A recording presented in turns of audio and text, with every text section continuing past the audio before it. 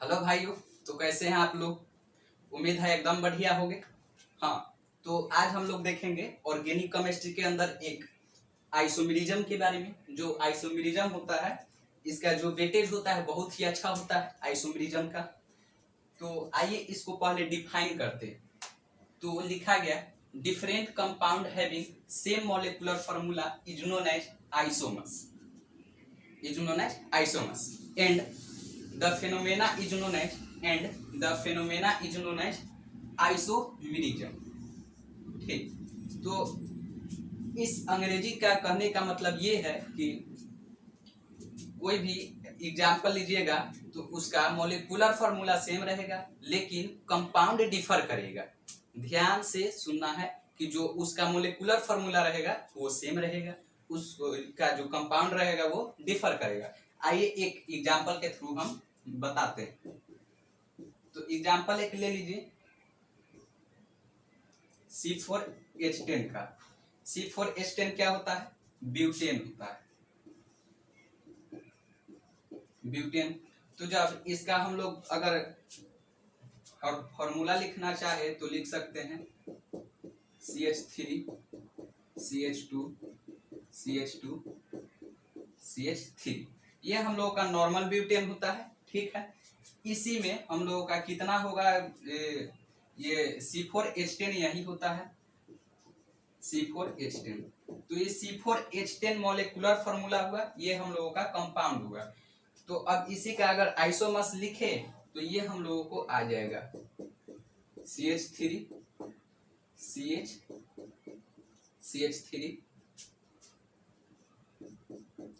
CH3। तो आप लोग देख सकते हैं कि इसमें और इसमें जो इसका फॉर्मूला है, मॉलिक्यूलर फार्मूला, ये C4H10 ही होगा, C4H10 ही होगा, लेकिन जो इसका कंपाउंड है वो डिफर करेगा। आप लोग देख सकते हैं कि ये कंपाउंड डिफर है। तो वैसे ही जितना भी आइसोमर्स होगा उसका जो कंपाउंड होगा वो डिफर होगा, डिफरेंट होगा। जो उसका मोलिकुलर फार्मूला होगा वो ऑलवेज सेम रहेगा। ठीक है, तो यही है हम लोगों को आइसोमेरिज्म। तो आइए इसके अंदर की बातों को अब हम लोग देखते हैं। तो इसके अंदर की बात ये है कि ये कितने टाइप्स के होंगे। स्ट्रक्चरल आइसोमेरिज्म, ये 3 टाइप्स के होंगे, स्ट्रक्चरल आइसोमेरिज्म, स्टेरियो आइसोमेरिज्म और जियोमेट्रिकल आइसोमेरिज्म। तो आज हम लोग देखने वाले हैं स्ट्रक्चरल आइसोमेरिज्म के बारे में। तो स्ट्रक्चरल आइसोमेरिज्म में 5 टाइप्स आते हैं। Chain isomers, position isomers, ring chain isomers, metamers और फिर फंक्शनल आइसोमर्स। तो उसमें सबसे पहला वाला को हम आज अभी लिखे हुए हैं, चेन आइसोमर्स। तो आइए जानते हैं चेन आइसोमर्स क्या होगा। तो जो चेन आइसोमर्स होता है उसमें जो कार्बन का पेरेंट चेन होता है, जैसे चेन 5 कार्बन का हो या चेन 6 कार्बन का, 7 कार्बन का या 2 कार्बन का, 3 कार्बन का, जो चेन होगा वो अलग अलग होगा, तो उसी को चेन आइसोमर्स कहेंगे।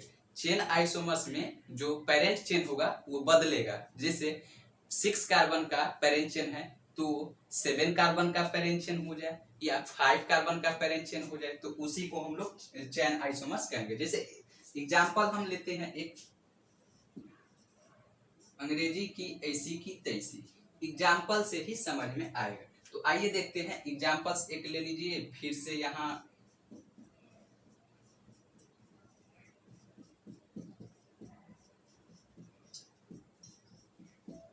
ये हम लोगों का एग्जाम्पल है। तो इसको अगर देखिए तो ये क्या हो गया, हम लोग का नॉर्मल पेंटेन है।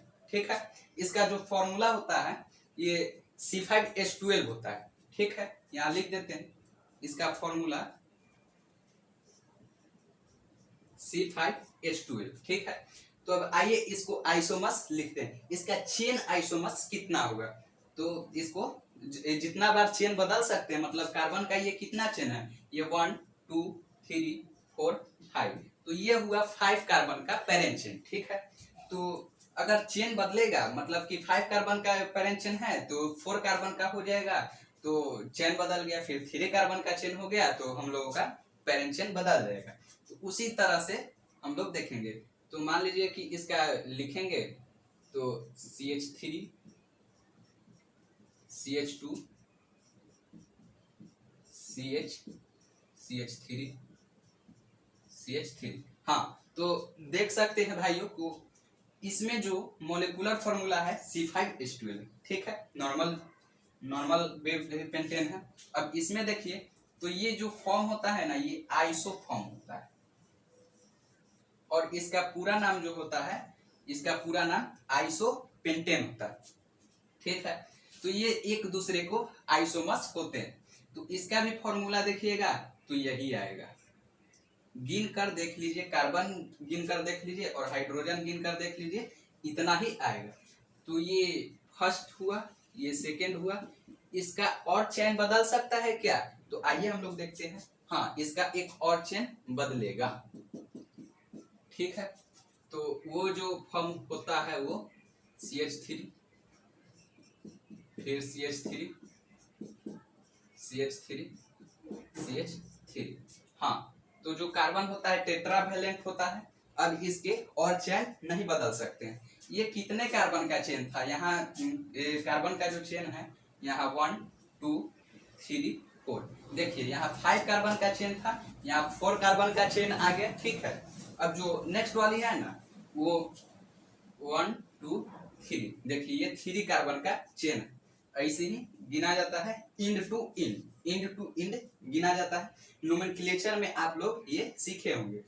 तो ये अब लिख भी देते हैं कि 1, ये 1 2 3 का बात हो रहा है। 1 2 and 3 are chain isomers of each other, chain isomers of each other। हाँ, तो ये जो तीनों होते हैं वो एक दूसरे के चैन आइसोमर्स होते हैं, ठीक है। तो अब इसको मिटा करके नेक्स्ट वाली टाइप को लाते हैं। ये चेन आइसोमर्स हम लोगों ने देखे। हाँ, तो आइए अब हम लोग पोजीशन आइसोमर्स को देखते हैं। तो यहाँ लिखा गया पोजीशन आइसोमर्स के बारे में, isomers which have same number of carbon, isomers which have same number of carbon, ठीक। इन द पेरेंट चेन, जो पेरेंट चेन में जो होगा वो सेम नंबर ऑफ कार्बन होगा। चेन आइसोमर्स में, पेरेंट चेन में जो कार्बन होता था सेम नहीं रहता था, वो डिफर करता था कार्बन। इसमें पोजीशन आइसोमर्स में जो चेन है वो सेम रहेगा, चेन सेम रहेगा parent chain, but differ in the position of atom through including the position of CC double bond या CC ट्रिपल बॉन्ड। कहने का मतलब ये कि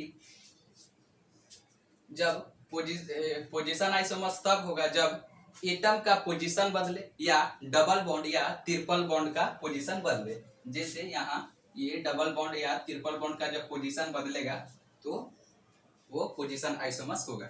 जैसे हम एग्जाम्पल लेते हैं, एग्जाम्पल इसे ही समझ में आएगा, यही ज्ञान है। ये सब रटू लगाने से कुछ नहीं होता है। मेन जो सीखना है हम लोगों को, जो दिमाग में रखना है, बस इतनी ही बातों को दिमाग में रखना है जो अभी बताया जा रहा है। एग्जाम्पल नंबर 1, तो CH3 CH2, यहाँ डबल बॉन्ड आएगा CH3। हाँ, तो अब देखिए ये हम लोगों को आ गया 2 ब्यूटीन, इसका नाम है 2 ब्यूटीन।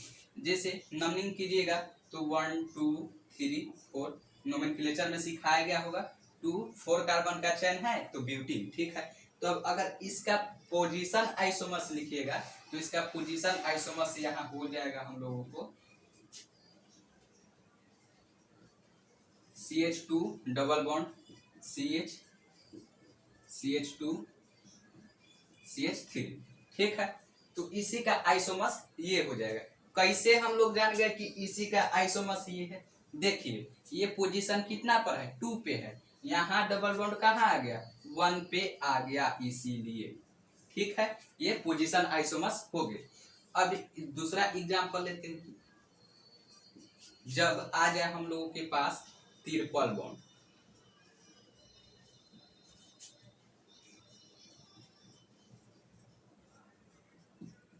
ठीक है। जब ये है तो अगर इसका हम लोग पोजीशन आइसोमर्स लिखना चाहे तो पोजीशन आइसोमर्स में क्या होगा, आप लोग खुद ट्राई कीजिए। जो ये है, ये जो पोजीशन है 1 2 3 4, ये नोमेनक्लेचर में सिखाया जाता है कि ये पैरेंट चेन कैसे हम लोग गिनेंगे, कितने चेन का कार्बन है, ये सब।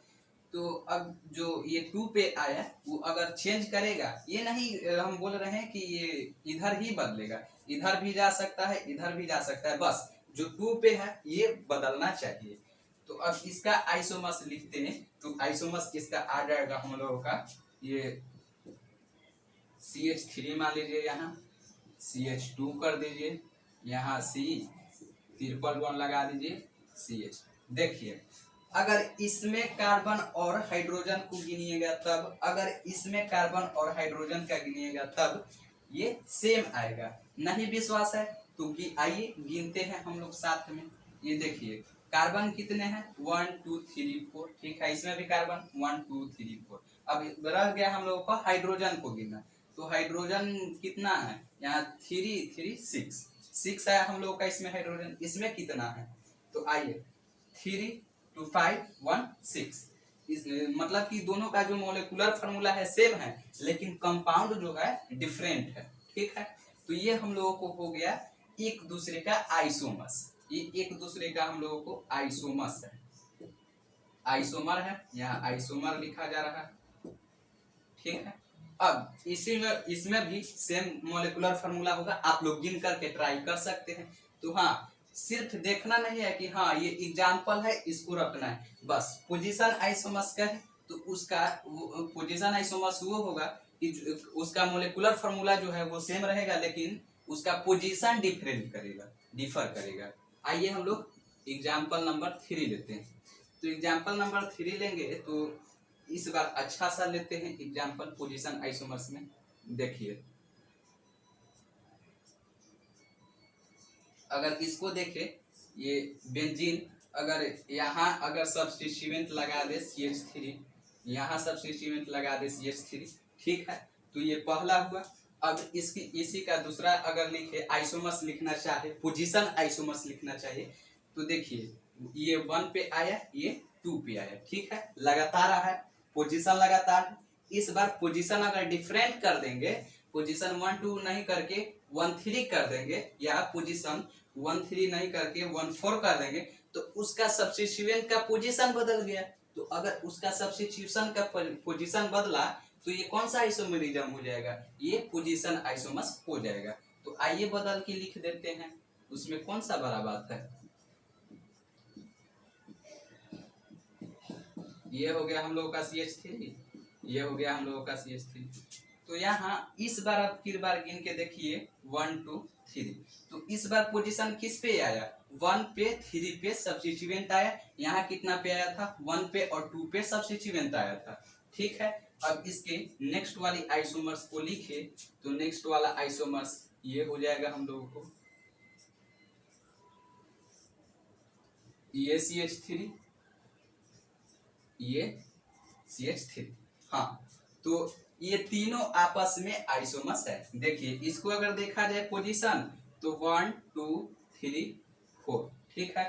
तो ये सब्स्टिट्यूएंट इसमें 1 4 पे आया, इसमें सब्स्टिट्यूएंट 1 3 पे आया, इसमें सब्स्टिट्यूएंट 1 2 पे आया, हाँ। तो अगर इसमें कार्बन और हाइड्रोजन को गिनिएगा इस वाले कंपाउंड में, ठीक है, और इस वाले कंपाउंड में और इस वाले कंपाउंड में, तो सेम आएगा। ये आप लोग गिन के ट्राई कर सकते हैं। तो ये तीनों एक दूसरे के आइसोमर्स होते हैं, ठीक है। अब एक नेक्स्ट एग्जांपल इसी में देख लेते हैं। अगर नेक्स्ट एग्जांपल का बात किया जाए तो हम लोग ये असाइक्लिक वाला ले लेते हैं एक। तो मान लीजिए कि यहाँ 1 कार्बन 2 कार्बन 3 4 5 कार्बन का ले लेते हैं, ठीक है। अगर एक यहाँ कार्बन लगा देते हैं, एक यहाँ कार्बन लगा देते हैं, तो इसका अब आइसोमर्स देखना चाहें, इसका आइसोमर्स देखना चाहें तो पोजीशन आइसोमर्स करना। जैसे कि इसका पोजीशन है 1 2 3 4 5, तो पोजीशन इसमें कहाँ कहाँ पर है, 2 पे है, 3 पे है, ठीक है। तो इसका आइसोमर्स में हमेशा नहीं गिन कर देखना है कि कार्बन और हाइड्रोजन सेम आ रहा है कि नहीं, ठीक है। तो अब इसका आइसोमर्स अगर देखना चाहें तो हो जाएगा, पेरेंट चेन इसमें सेम होता है, तो इसीलिए इसमें जो पेरेंट चेन है 5 कार्बन का ही लेंगे, ठीक है। अब इसका पोजीशन बदल देंगे, ये जो है एक इस पे कार्बन लगा दीजिए, एक इस पे कार्बन लगा दीजिए, तो इसका पोजीशन क्या हो गया, देख लीजिए यहाँ से गिन के 1 2 3 4 5, तो 5 तक आया, यहाँ भी 5 तक था। तो यहाँ पोजीशन जो है वो 2 और 3 पे आया, और यहाँ जो पोजीशन है 2 और 4 पे आया। तो आप लोग देख सकते हैं कि पोजीशन बदल गया, लेकिन कार्बन की जो संख्या है वो सेम है, हाइड्रोजन की संख्या ऑलरेडी सेम होता है, ठीक है। तो पोजीशन आइसोमर्स को हमने देखा, अब इसके नेक्स्ट वाली बातों को देखेंगे, नेक्स्ट वाली टाइप को देखेंगे। हाँ, तो हम लोगों ने चेन आइसोमर्स और पोजीशन आइसोमर्स को देखें, अब देखेंगे रिंग चेन आइसोमर्स के बारे में।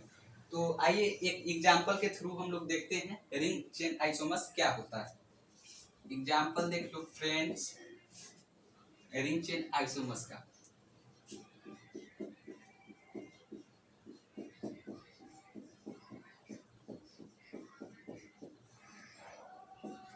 ये हम लोगों का पहला हुआ, इसका दूसरा लिख रहे हैं।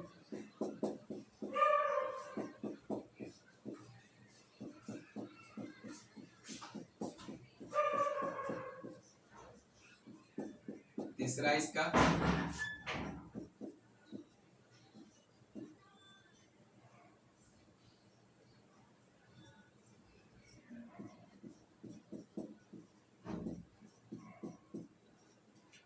हाँ, ये तीनों एक दूसरे के आपस में आइसोमर्स है, लेकिन रिंग चेन आइसोमर्स नहीं, ये आपस में रिंग चेन आइसोमर्स नहीं, ठीक है।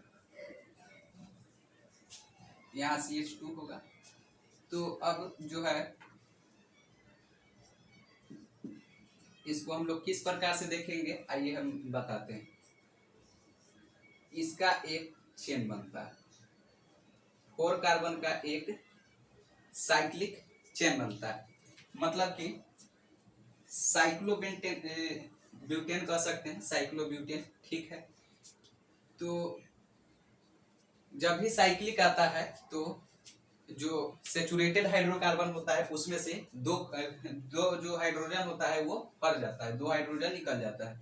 तो इसीलिए जो एक डबल बॉन्ड भी आता है तो 2 हाइड्रोजन निकल जाता है। तो देख सकते हैं कि इन सभी का जो फॉर्मूला है सेम है, molecular formula is same, molecular formula अब सेम तो है, कितना होगा मोलिकुलर फॉर्मूला, तो देख लीजिए कि एक डबल बॉन्ड आया है, 4 कार्बन का चेन है, तो C4H8, सभी में C4H8 होगा, ठीक है। तो अब बताते हैं कि रिंग चेन आइसोमर्स इसमें किस प्रकार से होगा। जो पहला है, दूसरा है और तीसरा है, ये आपस में रिंग चेन आइसोमर्स नहीं है, ये आपस में रिंग चेन आइसोमर्स नहीं है। ये दोनों हम पहले देखे थे कि पोजीशन आइसोमर्स था, पोजीशन आइसोमर्स इसके पहले ही देखे थे, ठीक है।